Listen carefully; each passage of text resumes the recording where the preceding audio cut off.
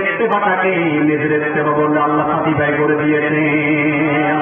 আল্লাহ বলেন, আল্লাহ প্রথম বলেন আল্লাহর আনুগত্য করো, রসুলের আনুগত্য করো। এবার চূড়ান্ত সমাধান দিয়ে দেন, আমার হাবিবের আনুগত্য করলে আমার আনুগত্য হয়ে যাবে। তার মানে আল্লাহ যে বলছে আতিউ আল্লাহ ওয়া আতিউ রাসূল, আল্লাহর আনুগত্য করো, রসুলের আনুগত্য করো, সেখানে রসুলের আনুগত্য করলে আল্লাহর আনুগত্য হয়ে যাবে। বলবেন না? আর সেই আনুগত্যের জন্য রসুল্লাহ রেখে গিয়েছেন এক সুমহান আদর্শ, যেটা ঘোষণা সূরা আহজাব আল্লাহ নিজে দিচ্ছে, লাকাদ কানা লাকুম ফী রাসূলিল্লাহি উসওয়াতুন হাসানাহ। ভাইরা আমার, এবার আসেন মূল কথা। আল্লাহ হাবিব উসওয়াত আদর্শ রেখে গিয়েছেন, রীতিনীতি সুন্নাত তরিকা পদ্ধতি নির্ধারণ করে দিয়েছেন। আল্লাহ নির্দেশ দিয়েছেন তিনটি, প্রথমত আল্লাহকে ভয় করো, দ্বিতীয়ত নিজেদের মধ্যে ঐক্যের প্রাচীর গড়ে তোলো, তৃতীয়ত আল্লাহ এবং হাবিবের ইত্তেবা করো। এখন আল্লাহ এবং হাবিবের ইত্তেবা করা আবশ্যকীয়তা আছে না নাই? আর ইত্তেবার জন্য রাসূল রেখে গিয়েছেন আদর্শ, সেই আদর্শের আনুগত্য যে উম্মাত করবে পৃথিবীতে সে তার প্রভূত কল্যাণ আর পরকালে সে নাজাত প্রাপ্ত হবে। ভাইরা আমার, কিন্তু দুঃখজনক খবর সত্য, আজকে আমরা রসুলের উম্মতটাকে রসুলের আদর্শের আনুগত্য করি না। আল্লাহ বলছে আল্লাহ হাবিবের আনুগত্য করো, কিন্তু আমরা রসুলের আনুগত্য থেকে দূরে সরে আসি না নাই? আজকে আমরা আনুগত্য করি তাগুত বেঈমান মালাউনদের। আজকে আমাদের অধিকাংশ মানুষই বেদিন বেঈমানদের আনুগত্য করে, অনুসরণ করে। 16টার মধ্যে 12টায় বেদিন বেঈমানদেরটা, তারা শুধু রসুলেরটা। যেখানে সহজ সহজ সুন্নাত আছে যেখানে আমরাও আছি, যেখানে কঠিন সুন্নাত সেখানে আমরা নাই। আমরা সহজ রসুলের আদর্শগুলো মানি, কঠিনগুলো জানি। যেমন আজকে এশারের ফরজ কয় রাকাত পড়ছেন? আপনারা 4 রাকাত, আমি মুসাফির, আমি পড়ছি 2 রাকাত। এখন আপনারা 4 রাকাত পড়ছেন এশারের ফরজ। ইমাম সাহেব যদি 4 রাকাত পড়াইতেন, 4 রাকাতের জায়গায় 3 রাকাত পড়াইলে মানতেন? এত আসতে বললেন কেন? কেন 1 রাকাত কম হয়েছে? যদি 5 রাকাত পড়াইতে মানতেন? কেন এবার তো 1 রাকাত বেশি হয়েছে? বাংলাদেশে বেশি দেখলে ধরায় কথা বলেন। আগে না বলে 3 রাকাত মানতেন না, 1 রাকাত কম। এখন তো 5 রাকাত, 1 রাকাত বেশি না? কথা বলে এখন মানবেন না কেন? আচ্ছা, আপনার একটা রিমাম পড়ে হয়তো মানবেন না, যে কাগজ যদি রিমাম একটা পড়ে তাও মানবেন না কেন? কারণ আল্লাহ হাবিব বলেছে সাল্লু কামা রাআইতুমুনি উসাল্লি। উম্মত নামাজ পড়ে এমনভাবে যেভাবে দেখেছো আমি রাসূল নামাজ পড়েছি। রাসূল এশারের ফরজ নির্ধারণ করেছে 4 রাকাত। কথা বলছেন না কেন? মাগরিবের 3 রাকাত, আসরের 4 রাকাত, জোহরের 4 রাকাত, ফজরের 2 রাকাত।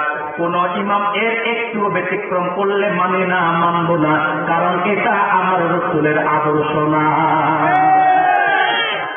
তার মানে নামাজের ক্ষেত্রে কিন্তু আমরা মানতেছি কি মানতেছি না? রোজার ক্ষেত্রে দেখবেন কেউ জানে না, সবাই মানে। আমরা আল্লাহ রাসূল নির্দেশ করে দিয়েছে, আল্লাহর বিধান রাসূলুল্লাহ তরিকা হচ্ছে সুবহে সাদিক থেকে সূর্য অস্ত যাওয়া পর্যন্ত স্ত্রী সহবাস পানাহার সবকিছু থেকে বিরত থাকতে হবে। অশ্লীলতা, গান বাদ্য, বেহায়াপনা থেকে বিরত থাকতে হবে। আমরা তাই করি। দেখবেন যত বড় ডায়াবেটিসের রোগী হোক কিংবা যত বড় ক্ষুধার্ত লোকই হোক না কেন, সূর্য ডুবার আগে 1 ঢোক পানীয় খায় না, 1 লোকমা খাবারও দিলে না। অথচ ইফতারের পূর্ব মুহূর্তে কত রং বেরঙের খাবার সামনে আছে না নাই? কথা বলছেন না কেন? আছে না নাই? নানা রং বেরঙের খাবার, খাবার ধরা, নানা রঙের শরবত সামনে মঞ্চের সব খেয়ে ফেলি। কিন্তু আল্লাহর বিধান রাসূলের তরিকা হচ্ছে সূর্য যতক্ষণ পর্যন্ত অস্তমিত হবে না ততক্ষণ খাবার গিলা যাবে না, আমরা গিলিও না। তাহলে এখানে রাসূলের তরিকা আমরা মানতেছি। হজের ক্ষেত্রে বেশি মানে, কারণ হাদিস সব চিন্তা করে যদি একটা সুন্নাত ছুটে যায় তো আমার 7 লাখ টাকা মান। সবচেয়ে বেশি হজের ক্ষেত্রে সুন্নাত মানে কোথায় জানে? যখন মিনাতে শয়তানকে পাথর মারতে, মিনাতে যখন ওখানে আমার কম শয়তান আসার করবে, মিনাতে যখন কথা বলে না, শয়তানকে পাথর মারতে যায়, সবচেয়ে দূরে যাওয়ার চেষ্টা করে। যে দূরে হাসি একবার শরীরে শক্তি নাই, সেও চেষ্টা করে সর্বোচ্চ দূরে পাথরটা মারতে, কথা বলে না। কিন্তু দুঃখটা আমার কোথায় জানেন? যারা হজ করতে গিয়ে বিনাশ শয়তানকে পাথর মারার ক্ষেত্রে এত সক্রিয়, এরাই দেখবেন হজ থেকে এসে দেশে এসে মিনাশ শয়তানের চাইতে বড় বড় শয়তানের ধালালি করে, পা কাটে, পা কাটে। আসলে নাই ভাই, আপনার মাইকে কষ্ট কম পাচ্ছি না, সাউন্ড তো নাই। আমি চিল্লাই কিন্তু সাউন্ডের আওয়াজ নাই, 1 ঘন্টা আমার বুক ব্যথা হয়ে গেছে। শুধু বাড়ালে হবে না, সেটিং ঠিক থাকতে হবে। পুরা স্টেজে মনিটর দুটো আছে, তার অবস্থা খুব খারাপ। সম্মানিত সুধী, যে কথা বলছিলাম, কষ্ট হচ্ছে আপনাদের? আর কিছুক্ষণ শুনবেন? হ্যাঁ, ধৈর্য আছে? আলহামদুলিল্লাহ। সম্মানিত সুধী, যে কথা বলছিলাম হজের ক্ষেত্রে আমরা রাসূলের সুন্নাত কথা বলে না, আনুগত্য করি। যাকাতের ক্ষেত্রে কিছু করি, বেশি সারি, ঠিক কিনা বলেন? কিছু করি, আমি তো বলেই ফেলি, আগে জাকাত বেশি খাইতো ধনীরা, এখন জাকাত বেশি, আগে জাকাত বেশি খাইতো গরিবরা, এখন বেশি খায় ধনীরা। বলবেন হুজুর এটা আবার কেমন সম্ভব? আপনি কি কিশোরগঞ্জে মারামারি লাগাইতে আসছেন নাকি? জাকাত ধনীরা কেমনে বেশি খায়? আপনাদের নিকলিতে এমন ধনী আছে যা প্রতি বছর কোটি কোটি টাকা জাকাত আছে, কথা বলে না। এখন যে লোকটা 1 কোটি টাকা জাকাত আসলো, সে যদি 5 লাখ টাকার শাড়ি লুঙ্গি, শাড়ি তো দেয় না, দেয় মশারি, কথা বলে না। এরপরে বুট মুড়ি সেমাই চিনি দিল, তো 10 লাখ টাকার না হয় দিল, বাকি 90 লাখ কে খাইছে, কথা বলে না। নিজে খাইছে। আমি কিন্তু আর বেশি বাড়াবো না, আমার মাইকে আমার যে কষ্ট পাইতেছি, এখন তো যা ছিল আগে তাও গেছে, অথবা আমি আর 10 মিনিটের মতো আলোচনা শেষ করে দিচ্ছি, একটু সহযোগিতা করেন। সম্মানিত সুধী, যে কথা বলছিলাম, জাকাত বেশি ধনী খা, কিভাবে? 10 লাখ টাকা দেয় শাড়ি লুঙ্গি, আর 90 লাখ ধনী নিজে খা, ঠিক কিনা? আর এই যে 10 লাখ টাকা জাকাত দেয়, তাও তো সুন্নাত তরিকায় দেয় না, কথা বলে না। তাও সুন্নাত তরিকায়। এই যে শাড়ি লুঙ্গি দেয়, এটাকে জাকাত দেওয়া সুন্নাত তরিকা না? না, এটা জাকাত দেওয়া সুন্নাত তরিকা না। জাকাত দেওয়া সুন্নাত তরিকা হচ্ছে আপনার জাকাতের টাকায় একটা গরিব অসহায় পরিবার সচ্ছলতার সুযোগ পেয়ে যাবে, কথা বলছেন না কেন? একটা বেকার যুবক, তাকে একটা সিএনজি কিনে দেন, একটা রিক্সা কিনে দেন, কিংবা তাকে বিদেশ পাঠাইয়া দেন। আগামী বছর সে আর জাকাত খাইতে আসবে না। বিধবা গরিব মহিলা, তাকে একটা গাভী কিনে দেন, দুধ বিক্রি করে সে সংসার চালাক, কথা বলছেন না কেন? কিন্তু আমরা জাকাত দিই 200 টাকা, 300 টাকা, 500 টাকা শাড়ি লুঙ্গি।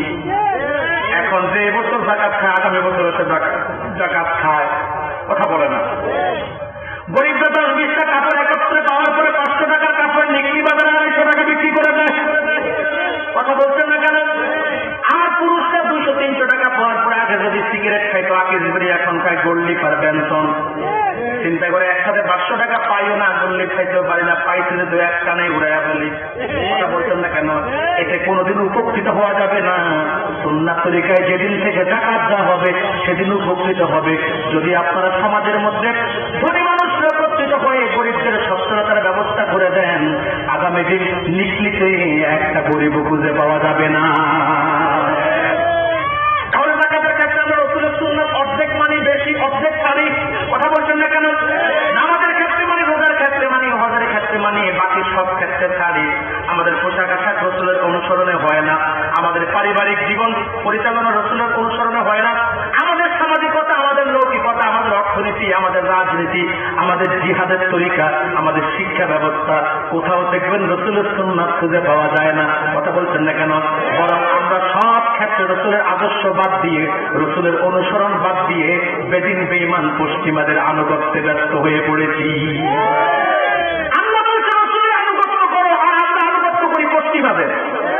দেখবেন আমরা রাজনীতির ক্ষেত্রে বলেন, অর্থনীতির ক্ষেত্রে বলেন, সামাজিকতার ক্ষেত্রে বলেন, যুবকদের পোশাক আশাক চলন বলন, রীতিনীতি সংস্কৃতির ক্ষেত্রে বলেন, সব ক্ষেত্রে পশ্চিমা বেঈমানদের অনুসরণ, ঠিক না বলেন? আমরা কাদেরকে মানি? Abraham Lincoln, George Washington, Socrates, Lenin, ফ্রেটাগিরা, Hitler, Karl Marx, Hugo Chavez, Bertrand Russell, Shakespeare আর রবীন্দ্রনাথ ঠাকুর। আবার যুবকরা এখন আদর্শ বানাইছে, কেউ সালমান খান, কেউ শাহরুখ খান, কেউ শাকিব খান। যারা বিয়ে তারা বাচ্চা ফুটায়, কথা বলে না। শুধু তাই না, যুবকদের আদর্শ করা, ওই যে নেইমার, মেসি, মুসা, মেসি, কি আপনার নাম, কথা বলে না। এরা হয়তো যুবকদের এখন আইডল, এদেরকে অনুসরণ করে যত সেলিব্রিটি, এই সেলিব্রিটিদেরকে অনুসরণ যুবকরা করে। যুবকরা তোমাদের কপাল পড়ে গেছে, ঠিক না বলে? আজকে যেদিন বেঈমানদের অনুসরণ করতে গিয়ে আমরা নিজেরা নৈতিকভাবে ধ্বংস হয়ে যাচ্ছি, আমাদের সব ক্ষেত্রে অধঃপতন হয়ে যাচ্ছে। দেখেন না যুবকদের পোশাক আশাকের অবস্থা খারাপ, এমন পোশাক আশাক পরে মাঝে মধ্যে চিন্তা হয় এত টাইট ফিট, এগুলাকে সেলাই করে পড়ছে নাকি পরার পরে সেলাই করছে, কথা বলছেন না কেন? জামার অবস্থা আরো খারাপ। রসুলের সুন্নাত টুপিটাও পর্যন্ত দেয় না। দেখবেন আর্জেন্টিনা ব্রাজিলের খেলা আসলে 2 মাস পর্যন্ত নেইমার মেসির 10 নম্বর যাচ্ছে যুবক গা থেকে খোলে না। অথচ প্রতি শুক্রবারে মসজিদে জুমার নামাজটা পড়তে যায়, পাঞ্জাবিটা পরে যায় না। বছরে একবার এই পুকুরপাড় মাদ্রাসা ময়দানে মাহফিল আছে, যুবকের মাথায় টুপিটা পর্যন্ত নাই। ঠিক কিনা বলেন? এরপর সংস্কৃতির ক্ষেত্রে সেম একই অবস্থা হয়ে আছে। আজকে কাদের সংস্কৃতি গ্রহণ করতেছে? মুসলমানের সন্তান 1 মুহররম তার আলিম বছর শুরু হয়, এটা তার খবর নাই। 10 মুহররম আশুরা তার খবর নাই। 12 রবিউল আউয়াল ঈদে মিলাদুন নবী তার খবর নাই। লাইলাতুল মিরাজ, লাইলাতুল বারাত, ঈদুল ফিতর, ঈদুল আযহা, সুন্নাত তরিকা কি দেখবেন অনেক যুবক জানেই না। কথা বলছেন না কেন? অথচ সেই যুবকরাই দেখবেন বর্ষবরণ করে পোতা বাদ দিয়া।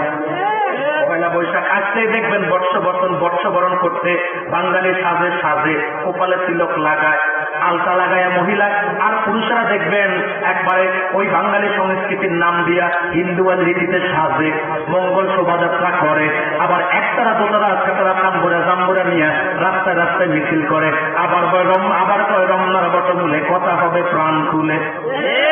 এই হচ্ছে আমাদের যুবকদের সংস্কৃতি কথা বলে। আবার দেখবেন 14 ফেব্রুয়ারি ভ্যালেন্টাইন ডে আসলে ভালোবাসা আদান প্রদান করে, আসে না নাই? এমন আদান প্রদান হয় ভালোবাসা। দেখবেন নিকলি বাজারে যতগুলা হোটেল আছে, রেস্তোরাঁ আছে, কিশোরগঞ্জে যত হোটেল আছে, রেস্তোরাঁ আছে, প্রেমিক প্রেমিকা হাজির, ভালোবাসা আদান প্রদান হবে। কারণ মোবাইল ফোন এতদিন কথা বলছে, শুকনা ভালোবাসার ভালো লাগে না, এখন ডাইরেক্ট সরাসরি ভালোবাসা আদান প্রদান করে। এমন আদান প্রদান হয় মেয়েটার কিছুদিন গেলে বুমি বুমি ভাব হইয়া যায়। ঠিক কিনা বলে? এরপরে সংস্কৃতি হিসেবে পশ্চিমাদেরটা গ্রহণ করতে গিয়ে এমন পর্যায়ে গিয়েছে, এই যে ডিসেম্বর মাসের আজকে 4 তারিখ, 31 তারিখ আসলেই দেখবেন 31st নাইট পালন আমার দেশে আছে না নাই? এটা যুবকরা সংস্কৃতি পালন করে, গোটা কিশোরগঞ্জ জেলা শহরটাকে জাহান্নামের একটা টুকরা বানায়া দেয়। শুধু তাই না, সব ক্ষেত্রে আজকে পশ্চিমাদের অনুসরণ এত বেড়ে গিয়েছে আমাদের মধ্যে। পশ্চিমারা দেশের যুবকদের নৈতিকভাবে চারিত্রিকভাবে একেবারে ধ্বংসের আতঙ্ক খবরে নিমজ্জিত করার জন্য চূড়ান্ত পর্যায়ে যুবকদের হাতে তুলে দিয়েছে স্মার্টফোন। কেন আমি স্মার্টফোনের বিরোধিতা করছি না, আমার হাতে স্মার্টফোন আছে, এই যে সামনে স্মার্টফোন দিয়ে লাইভ হচ্ছে, স্মার্টফোন দিয়ে লাইভ হচ্ছে। এই লাইভের মাধ্যমে কিশোরগঞ্জের ওয়াজটা সারা দুনিয়ার মানুষ দেখতেছে। কথা বলছেন না কেন? এটা পজিটিভ দিক। কিন্তু আপনাদের যুবকরা এই স্মার্টফোন পাইয়ে এত আসক্ত হয়েছে। কেউ আসক্ত হয়েছে ফেসবুকে, কথা বলো না, কেউ হয়েছে টিকটকে, কেউ হয়েছে রিলসে, আর কেউ হয়েছে ইউটিউবে। ঠিক কিনা? মানে এত আসক্ত হয়েছে, দেখবেন যুবকরা 24 ঘন্টা মোবাইল নিয়ে ব্যস্ত।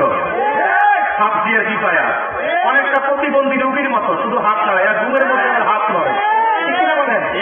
এরা যখন ঘুমাতে যায়, কখন যে রাত হচ্ছে আর কখন যে দিন হচ্ছে এদের খবর নাই। রাত 4টা বাজে গেলেও দেখবেন না পাবজি আর ফ্রি ফায়ার খেলে। ঠিক কিনা বলেন? আমি বলে থাকি যুবকদের অবস্থা এমন হয়েছে, এরা ঘুমাতে ঘুমাতে এদের রাত শেষ, ঘুম থেকে উঠতে উঠতে দিন শেষ, এদের চিন্তায় বাবা মায়ের জীবন শেষ। এরা ঘুমাতে ঘুমাতে, কথা বলে না, রাত শেষ, ঘুম থেকে উঠতে উঠতে দিন শেষ, এদের চিন্তায় বাবা মায়ের। ভাইয়েরা আমার, এই যে আজকে এত অধপতন আমাদের একটাই কারণ, রাসূলুল্লাহকে উসওয়াতুল হাসানাহ আমাদের জন্য রেখে গিয়েছে, তা আমরা গ্রহণ করতে পারি নাই। আমরা গ্রহণ করেছি পশ্চিমাদেরটা। অথচ আল্লাহর হাবিবের আদর্শ আমাদের জন্য সর্বোত্তম আদর্শ। এই আদর্শের মধ্যে আমাদের জন্য রয়েছে কল্যাণ, এই আদর্শের মধ্যে আমাদের জন্য রয়েছে নাজাত। এই আদর্শের আনুগত্যের ক্ষেত্রে আল্লাহর হাবিবের সাহাবায়ে কেরামগণ এত বেশি আগ্রহশীল ছিল, কখনো রাসূলুল্লাহ সাহাবীদের দ্বারা একটা রাসূলের সুন্নাত অনিচ্ছাকৃতভাবে ছুটে যায় নাই।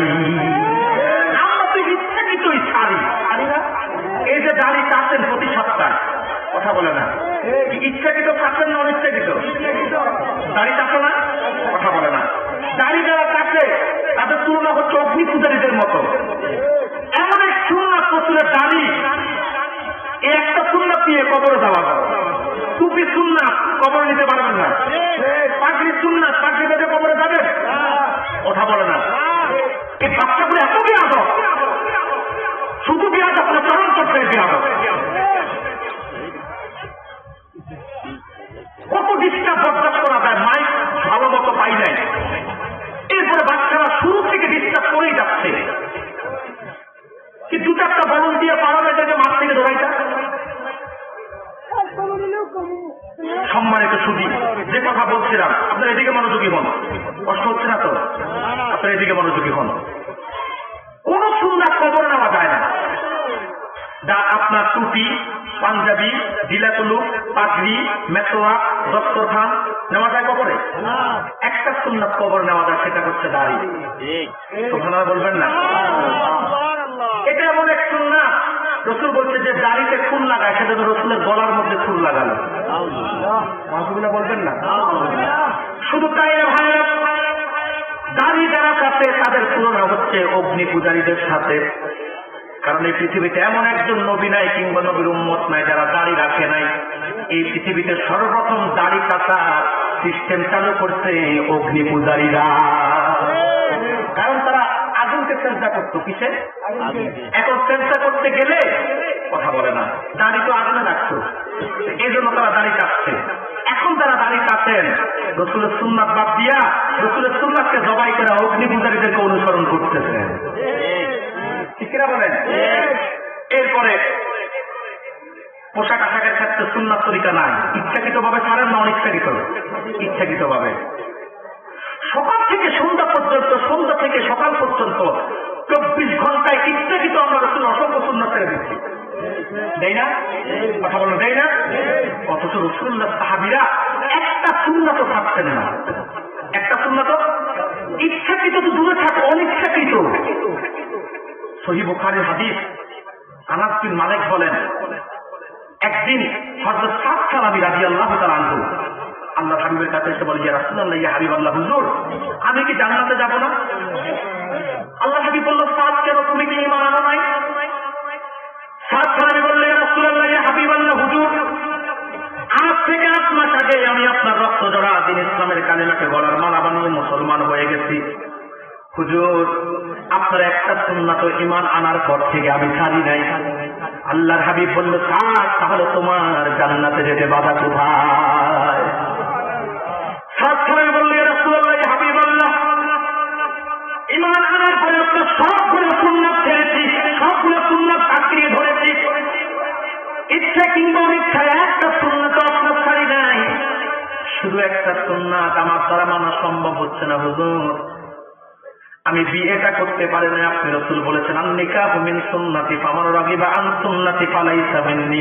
নিকাহ বিবাহ আমার সুন্নাত, যে আমার সুন্নাত থেকে মুখ ফিরালো সে আমার উম্মত নয়। হুজুর একটা সুন্নাত মানতে পারে না বিদায় মনে বড্ড ভয় হচ্ছে, আমি জান্নাতে যেতে পারবো কি পারবো না। কারণ আমি কালো, মুখে বসন্তের দাগ, খুব গরিব মানুষ, এজন্য মদিনা থেকেও আমার কাছে মেয়ে দিয়ে দেয়। আল্লাহ হাবিব বলল, সাদ তুমি কি আমরি প্রহাবাল কালকির নাম শুনেছ বনু সাকিব গোত্রের? বললো শুনেছি। বললো তার তো একটা সুন্দরী মেয়ে আছে, তুমি কি জানো? বললো হুজুর জানো। আল্লাহ হাবিব বলল, সাদ আমি তার সুন্দরী মেয়ের সঙ্গে তোমার বিবাহ দিয়ে দিলাম। এই ক্ষমতা আমাদের হুজুরের কেউ ছিল না, কারণ আমার রাসূল ছিল শাহে শরীয়ত পনেতা।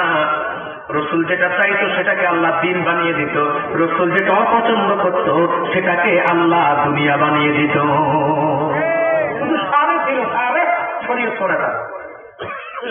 রসুল্লাহ বলল, যাও আমৃত হবার কাছে বাড়িতে, আস্তে আস্তে দরজাকে ওকা দিবা আর আমার পক্ষ দিয়ে বিবাহের প্রস্তাব দিবা। কারো ঘরে ঢুকার সুন্নাত কি সেটা রসুল শিখাইয়া দিতে। সাদ সালামী গেল, বাইর থেকে ভিতর থেকে আওয়াজ আসলো, কে? বললো সাদ। দরজা খুললো, কেন এসেছ? বললো রসুল পাঠিয়েছে। বললো কেন? বললো আপনার মেয়ের সঙ্গে বিবাহের প্রস্তাব নিয়ে। আমৃত হবার কালচির মেজাজ গরম হয়ে আগুন। কারণ কোথায় সে ওই গোত্রের সবচেয়ে ধনী, মেয়েটা সবচেয়ে সুন্দরী, সম্ভ্রান্ত পরিবারের মেয়ে, আর সাহাবী গরিব, দেখতে কালো, মুখে বসন্তের দাগ। 19-20 হলে মানা যায়, কথা বলে না। 15-20 হলে, 10-20 হলেও মানা যায়। ধরুন ছেলেটা অর্থ সম্পদ খুব নয়, কিন্তু দেখতে খুব স্মার্ট, চারিত্রিক দিক দিয়ে ভদ্র, ভালো, সভ্য। অনেক বাবারা চিন্তা করে সম্পদ কম, তাতে কি ছেলেটা তো ভালো, ছেলেটা তো পছন্দের মেয়েটা দিয়ে দিয়ে দেয়।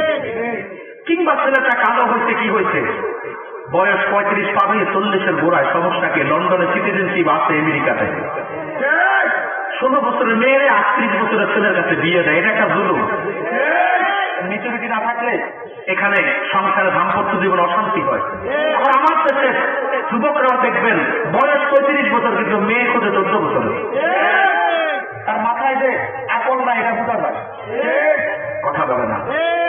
40 বছর পার হয়েছে, খোঁজে 9 ক্লাস 9 10 মেয়ে, লন্ডন যাইয়া জীবন অর্ধেক শেষ করছে, আইসা দেখে আইসা 9 10 মেয়ে খোঁজে, আছে না নাই? সর্বোচ্চ 5-7 বছরের বেশি ডিফারেন্স রাখা ঠিক না। তো 19-20 হলে মানা যায়, 15-20 হলে 10-20 হলেও জোর করে মানানো যায়, কিন্তু একটা জিরো আর একটা জিরো। মেয়েটা সবচেয়ে সুন্দরী, ধনী পরিবারের মেয়ে, সম্ভ্রান্তশালী পরিবারের মেয়ে, ছেলেটা গরিব, চেহারা কুৎসিত, মুখে বসন্তের দাগ, চামড়া কালো, কোনো দিকেই না। ধমক দিয়ে আমৃদ্ধ হবার কাছে সাত সালামিকে রাগাত দিতে হয়ে টাঙ্গিয়ে দিতে। মেয়েটা পর্দার আড়াল থেকে সব শুনছে, বলবে না। সাত সালামি যাওয়ার পরে বললো, কে এসেছে? বললো, সাত। কেন? বললো, তোমার সঙ্গে বিবাহের প্রস্তাব দিয়ে রসুল পাঠিয়েছে। এই যুগের মেয়েটা তো মেয়ে যদি হইতো বলতো, বাবা তুমি ঠিক মতো করছো, কোথায় আমি কোথায় সে রূপে আমার আগুন জ্বলে, ঠিক কিনা বলেন? আমার সাথে তার যায় নাকি, কোথায় আমি কোথায় সে। কিন্তু মেয়েটা কি জবাব দিতে জানেন? মেয়েটা বললো, বাবা আল্লাহ। মেয়েটা বললো, বাবা আল্লাহ, তুমি তোমাকে জাহান্নামের আযাব থেকে বাঁচাও। রাসূলুল্লাহ আমাদের জন্য, আমার জন্য তাকে বর করে পাঠিয়েছে, তাকে ফিরিয়ে দেওয়ার অধিকার তোমাকে কে দিয়েছে? তো আসতে বললেন, রাসূলুল্লাহ আমার জন্য তাকে বর করে পাঠিয়েছে, তাকে ফিরিয়ে দেওয়ার অধিকার তোমাকে কে দিয়েছে? জিবরিল তোমার বিরুদ্ধে ওহী নিয়ে আসা হয়েছে, তুই তো রাসূলুল্লাহর কদমে বিয়ের প্রস্তাব নিয়ে যা। ভাইয়ারা আমার, সাত সালামের সাথে আমর ইবনে হদার কাছে গেল, আল্লাহ রাসূলের দরবারে বলল, হুজুর আমি রাজি। রাসূলুল্লাহ বলল, প্রথমে কেন তাড়িয়ে দিয়েছে, ফিরিয়ে দিয়েছে? বলল, হুজুর বুঝতে পারি নাই। এবার রাসূল সাত সালামকে বলল, সাত বিবাহের ব্যবস্থা করো, তোমাদের মোহর ধার্য করলাম 400 দিরহাম। বলেন কত দিরহাম? তোমাদের মোহর ধার্য করলাম 400 দিরহাম। মোহর দেওয়া কি ফরজ? কিন্তু এখন যদি জিজ্ঞেস করি কে কে দিচ্ছেন, কত চাচা দাড়ি পাচ্ছে, এখনো কিন্তু স্ত্রীর মোহরটা দেয় নাই। ওই যে বাসর রাতে কায়দা কইরা স্ত্রীর থেকে অনুমতি পাইছে, ওই সেই অনুমতিটা এখনো চলতেছে, ঠিক কিনা বলেন? পুরুষরা খুব চালাক, বাসর রাতে মহিলারা তো খুব নরম মনের মানুষ। এখন 5 লাখ টাকা জন্মহার ধার্য করতে দিতে কোত্থেকে? তো ভান ধরে বাসর রাতে কি কথা বলে না। সরলমনা মেয়েটা স্বামীর ভান ধরা দেখে তো স্বামীকে সবকিছু বাসর রাতে মাফ করে দেয়, ঠিক কিনা বলেন? এই যে কায়দা করেন, স্ত্রীদের প্রতি জুলুম করতেছেন। জন্মহর যা ধার্য হবে তা দিয়ে দিতে হবে, আর স্ত্রীকে স্পর্শ করার আগে পুরাটা নগদ দিয়ে দেওয়া সুন্নাত। তোমার বলবেন না, টাকা ধরা আসেন, পরে বাড়িতে গিয়ে কালকে জমি দিতে স্ত্রীর মোহর হক আদায় করবেন, পারবেন না? যদি না করে নতুন হাদিস শুনে আল্লাহ রাসূল বলেছে, তারা স্ত্রীর দেন মোহর আদায় করবে না, তারা হাসর ময়দানে জানাকারদের কাতারে শামিল হবে। আপনারা বলবেন না, যারা স্ত্রীর মোহরের হক আদায় করবে না, তারা কাদের কাতারে শামিল হবে? জানাকারদের কাতারে শামিল হবে। তাহলে স্ত্রীর মোহর দিবেন তো? কথা বলে না। যারা দেন নাই, যা কার্য তা দিয়ে দিবেন তো ইনশাআল্লাহ। তো মোহর সাত সালামের কত কার্য হয়েছে সেটা বলেন? 400 দিরহাম। সাত সালামি বললেন, ইয়া রাসূলুল্লাহ, ইয়া হাবিবাল্লাহ, নিজেই তো খেতে পাইনি, স্ত্রীকে 400 দিরহাম দিব কোত্থেকে? মদিনাতুল মুনাওয়ারার মধ্যে আমার চাইতে পরিবারে কেউ নাই, নিজেই তো খেতে পাই না, 400 দিরহাম স্ত্রীকে কোথার থেকে দিব? আল্লাহ হাবিব বলল, থাক, চিন্তার কোনো কারণ নাই, যাও আমার জামাত ওসমান ইবনে আফফানের কাছে, সে তোমাকে 200 দিরহাম দিবে। যাও আলী ইবনে আবি তালিবের কাছে, সে তোমাকে 200 দিরহাম দিবে। যাও আব্দুর রহমান ইবনে আওফের কাছে, সে তোমাকে 200 দিরহাম দিবে। সাহাবীগণ ওসমান ইবনে আফফানের কাছে 200 চাইতে কিছু বেশি দিলেন। গেল আলী ইবনে আবি তালিবের কাছে, সে 200 চাইতে কিছু বেশি দিলেন। গেল আব্দুর রহমান ইবনে আওফের কাছে, সে 200 চাইতে কিছু বেশি দিলেন। 600 বেশি দিরহাম নিয়ে সাহাবী মদিনার বাজারে চলে গেলেন, স্ত্রীর জন্য সুন্দর সুন্দর জিনিস কিনতে লাগলেন। এমন সময় জাহাজের ডাক আসলো, আন্নাফির। আন্নাফির এটা ছিল 1000 বছর আগে জাহাজের ডাক। যেই মাত্র কানের মধ্যে জাহাজের ডাক আসলো, আল্লাহ হাবিবের কানের মধ্যে যখন জিহাদের ডাক আসলো, তখন সাহাবী বাসর রাতের কথা বলে গেলেন, নতুন স্ত্রীর কথা বলে গেলেন। সাত সালামি যে টাকাগুলো পেল, ওই টাকাগুলো দিয়ে যুদ্ধের ঢাল, তলোয়ার, বড় যুদ্ধের পোশাক কিনে জিহাদের ময়দানে রওনা হয়ে গেলেন। একের পর এক কাফের মুশরিকদের গর্দানকে দেখা থেকে চিহ্ন করতে করতে একসময় কাফেরদের তরবারি লাগাতে সাত সালামি নিজে শাহাদাতের পেয়ালায় সোপান পান করে আল্লাহর জান্নাতে চলে গেলেন। জমিনে লাশটা লুটিয়ে পড়লো, কালো হাতটা পোশাক থেকে বের হয়ে গেল। দূর থেকে রাসূল দেখেই চিনলেন এটা আর কেউ নয়, আমার আতিক সাদ সালাবি। হাদিস সাক্ষী আল্লাহ হাবিব সাহাবের কাছে এসে একবার হুজুর হাসেন, একবার কাঁদেন, একবার চেহারাটা ঘুরিয়ে ফেলেন। হাদিসের সাহাবী বলেন, ওই সময় একদম সাহাবী ছিলেন আবুল বাবা। আবুল বাবা ডাক দিয়ে বলে, ইয়া রাসূলুল্লাহ, ইয়া হাবিবাল্লাহ, হুজুর কেন আপনি সাহাবের দিকে তাকিয়ে একবার হাসেন, কেন আপনি কাঁদেন, কেন চেহারাটা ঘুরিয়ে ফেলেন? আল্লাহ হাবিব বলল, কেন হাসি শোনো, আমার সাহাবের জন্য আল্লাহর 8টা জান্নাতের দরজা আল্লাহ খুলে দিয়েছেন, এই খুশিতে আমি হাসি। আর কেন কাঁদি শোনো, এটা দুঃখের কান্না নয়, এটা আমার সুখের কান্না। আমার সাত বছর রাতকে পরিহার করে নতুন বিবিকে রেখে আল্লাহ দিনের জন্য আমার মহাব্বতে বুকের রক্ত ঢেলে দিয়েছে, এটা আমার আনন্দের অশ্রু। আর কেন চেহারা ঘুরিয়ে ফেলেছে শোনো, আমার সাদের লাশকে গ্রহণ করার জন্য আল্লাহ তাকে সব দরজা খুলে দিয়েছেন। এত বেশি হুর জমিনের দিকে আসছে সাদের লাশকে গ্রহণ করার জন্য। কার আগে কে সাদের লাশকে গ্রহণ করবে, প্রতিযোগিতার সহিত দৌড়ানোর কারণে তাদের সামনের কাপড়গুলা সরে যাচ্ছে।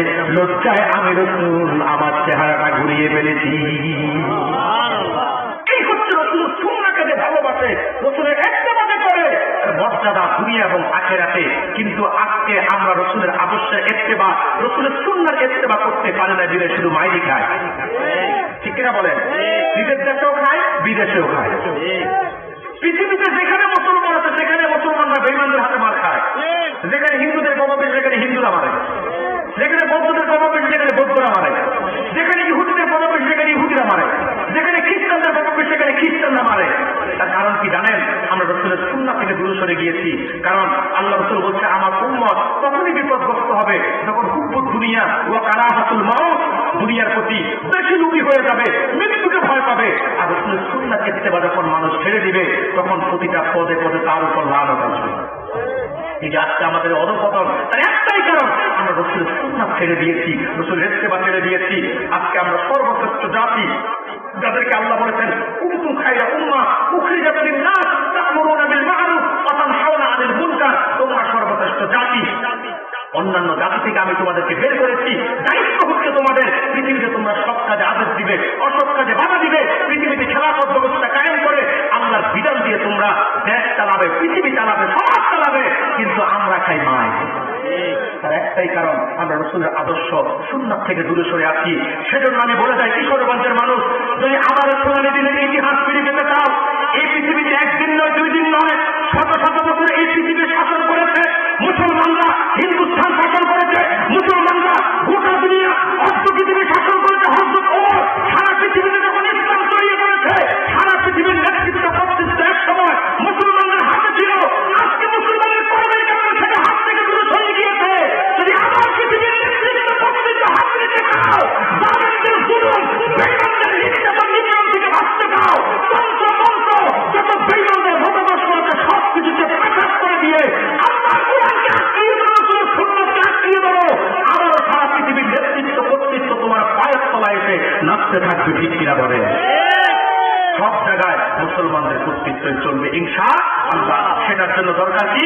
আল্লাহ কোরআনের আইনকে মানা এবং রাসূলের সুন্নাহর ইত্তেবা করা। মনে রাখবেন, রাসূলের সুন্নাহর ইত্তেবা চাইতে দামি কোনো কিছু হতে পারে না। আল্লাহ হাবিব বলেছে, মান তামাসসাকা বিসুন্নতি ইনদা ফাসাদি উম্মতি ফালাহুম আজরুন মিআতি শাহীদ। যে ব্যক্তি আমার পেছনের যুগে, ফসাদের যুগে, যে যুগে জ্বলন্ত কয়লা হাতে রাখা সহজ কিন্তু ঈমান রাখা কঠিন, সেই যুগে যখন আমার একটা সুন্নাহকে নিন্দা করবে, আল্লাহ বদরে যে সমস্ত সাহাবীরা শহীদ হয়েছে ওই রকম 100 শহীদের সওয়াব আল্লাহ দিবেন। শুধু কি তাই? রাসূল বলেছেন, মান আহাব্বা সুন্নতি ফাকাদ আহাব্বানি কানা মা ওমান আহাব্বানি কানা মাইয়া ফিল জান্নাহ। যে আমার সুন্নাহকে মহব্বত করবে সে আমাকে মহব্বত করবে, যে আমাকে মহব্বত করবে সে আমার সাথে জান্নাতে প্রবেশ করবে। তাহলে রাসূলের সুন্নাহর আনুগত্য করার দরকার আছে না নাই? আদর্শ মানার দরকার আছে না নাই? সে আনুগত্যের জন্য রাসূল রেখে গিয়েছে সুন্নাহ, আদর্শ, নীতি, সিস্টেম, তরিকা, পদ্ধতি, নিয়ম, কানুন। কি হবে উম্মতের ব্যক্তি জীবন, কি হবে পারিবারিক জীবন, কি হবে সামাজিক জীবন, কি হবে অর্থনৈতিক লেনদেন, কি হবে মুআমালা, কি হবে পারস্পরিক সম্পর্কের বন্ধন, কি হবে অর্থনীতি, কি হবে রাষ্ট্রনীতি, কি হবে শিক্ষানীতি, কি হবে যুদ্ধনীতি, কি হবে নারী নীতি। প্রত্যেকটা সেক্টরে রাসূল যা কিছু নির্ধারণ করেছে, যদি সবকিছুর আনুগত্য করতে পারেন, তাহলে পৃথিবীতে প্রভূত কল্যাণ এবং পরকালে নাজাত আপনার তকদিরে ছুটবে। কিনা বলেন? সে কথাই আল্লাহ বলেছেন ও আতিউল্লাহ ওয়া রাসূলুহু ওয়া আতিউর রাসূল, আল্লাহ এবং রাসূলের আনুগত্য করো, শর্ত হলো ইন কুনতুম মুমিনিন, যদি মুমিন হয়ে থাকো। কয়টা নির্দেশ? তিনটা। প্রথমটা কি? ফাত্তাকুল্লাহ, তোমরা আল্লাহকে ভয় করো। দ্বিতীয়টা হচ্ছে ও আসলিহু যাতা বাইনিকুম, তোমাদের পরস্পর সম্পর্ককে সুদৃঢ় করো, মজবুত করো। তৃতীয়টা হচ্ছে ও আতিউল্লাহ, আল্লাহর আনুগত্য করো, ও রাসূলুহু, রাসূলের আনুগত্য করো, ইন কুনতুম মুমিনিন, যদি তোমরা মুমিন হয়ে থাকো। আল্লাহ আমাদেরকে আল্লাহকে ভয় করে পরস্পর সম্পর্ককে সুদৃঢ় করে মজবুত করে ইস্পাত কঠিন পাথরের মতো নিজের জন্য ঐক্য করতে পারি, সে তৌফিক ঠিক বলি আল্লাহুম্মা আমিন। এবং আল্লাহ এবং তার হাবিবের ইত্তেবা করার তৌফিক ভিক্ষা দান করে বলি আল্লাহুম্মা আমিন। এখন আমি কিছু সতর্কতা দিয়েই তারপরে বিদায় নেব। সাদাকাল্লাহুল আযীম ওয়া সাদাকা রাসূলুহুন নাবিয়্যুল কারীম ওয়া নাহনু আলা যালিকা মিনাশ শাহিদিন ওয়াশ শাকিরিন ওয়াল হামদু লিল্লাহি রাব্বিল আলামিন। প্রিয় সুধী, আমি বাংলাদেশে যেখানে যাই আমার আলোচনা শেষে আমি জাতিকে কিছু সতর্ক বার্তা দিয়ে থাকি। আজকে আপনাদেরকেও আমি দিচ্ছি, কারণ বর্তমানে বাংলাদেশে ইসলাম ও মুসলমানের বিরুদ্ধে গভীর ষড়যন্ত্র চলতেছে, ঠিক কিনা বলেন? স্বাধীন বাংলাদেশের বিরুদ্ধে গভীর ষড়যন্ত্র চলতেছে, ঠিক কিনা বলেন? অবশ্য আজকে অনেক লম্বা সময় নিয়ে কথা বলেছি, এত সময় আমি কোনো একসাথে থাকি না। আমি সর্বসাকল্যে সব মিলিয়ে 1.5 ঘন্টার বেশি কথা বলি না, কিন্তু 1.5-2 ঘন্টা শুধু আজকে নির্দিষ্ট বিষয়ের উপর আলোচনায় করেছি।